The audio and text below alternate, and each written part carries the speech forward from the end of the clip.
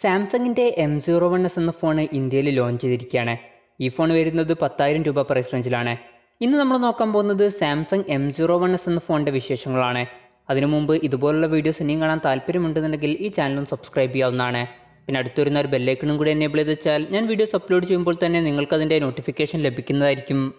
ആദ്യം ഈ ഫോണിൻ്റെ ഡിസ്പ്ലേ പറ്റി പറയുകയാണെങ്കിൽ സാംസങ് M01s വരുന്നത് 6.2 ഇഞ്ചിൻ്റെ HD+ ഡിസ്പ്ലേയുമായിട്ടാണ്. ഈ ഒരു പ്രൈസ് റേഞ്ചിൽ HD റെസൊല്യൂഷൻ മാത്രമേ ഉള്ളൂ എന്നത് വലിയൊരു നെഗറ്റീവായിട്ട് പറയേണ്ട കാര്യമല്ല. കാരണം ഈ ഒരു പ്രൈസ് റേഞ്ചിൽ ഇപ്പം മിക്ക ഫോണുകളിലും HD റെസൊല്യൂഷനാണ് വരുന്നത്. പക്ഷേ പ്രശ്നമായിട്ട് പറയേണ്ട ഒരു കാര്യം, ഈ ഫോണിൽ TFT ഡിസ്പ്ലേ ആണ് കൊടുത്തിരിക്കുന്നത്.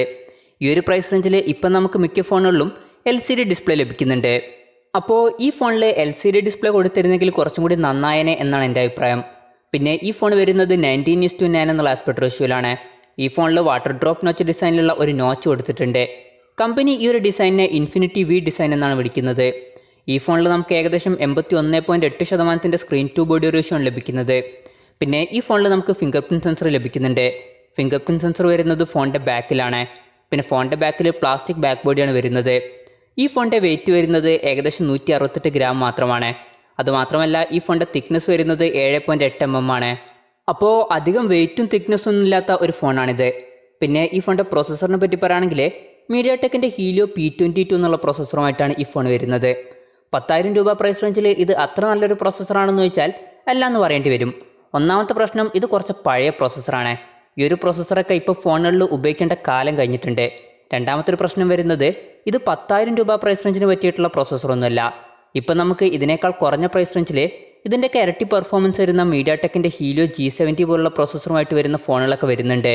പക്ഷേ അത് പറയുമ്പോഴും പറയേണ്ട ഒരു കാര്യം എന്താണെന്ന് വെച്ചാൽ, റിയൽമിയുടെ ഫോണുകളൊക്കെ ഇപ്പം നമുക്ക് ഓൺലൈനിൽ മാത്രമേ കിട്ടൂ, ഷോപ്പുകളിൽ കിട്ടില്ല.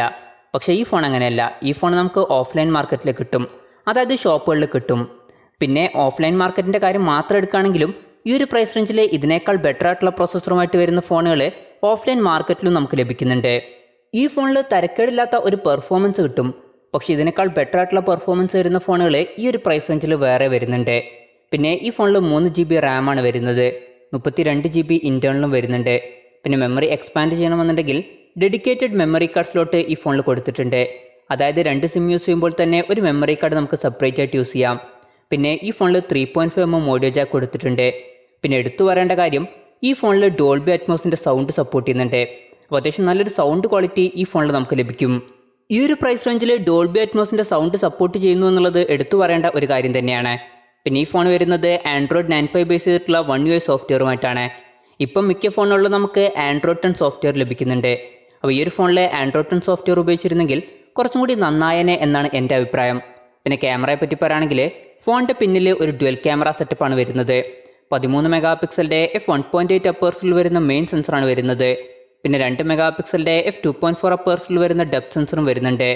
ഫോണിൻ്റെ ഫ്രണ്ടിൽ നമുക്ക് 8 മെഗാപിക്സലിൻ്റെ f2.0 അപ്പേഴ്സിൽ വരുന്ന സെൽഫി ക്യാമറയാണ് ലഭിക്കുന്നത്. ബാറ്ററിയെ പറ്റി പറയുകയാണെങ്കിൽ ഈ ഫോണിൽ 4000 mAh ബാറ്ററിയാണ് വരുന്നത്.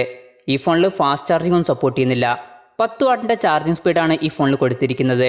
പിന്നെ ഈ ഫോണിൽ മൈക്രോ USB ചാർജിംഗ് പോർട്ടാണ് ഉപയോഗിച്ചിരിക്കുന്നത്. സാർ വാല്യൂയെ പറ്റി പറയുകയാണെങ്കിൽ ഈ ഫോണിൻ്റെ ഹെഡ് സാർ വാല്യൂ വരുന്നത് 0.26 ആണ്. അപ്പോൾ അത്യാവശ്യം കുറഞ്ഞൊരു സാർ വാല്യൂ ഈ ഫോണിൽ വരുന്നുണ്ട്.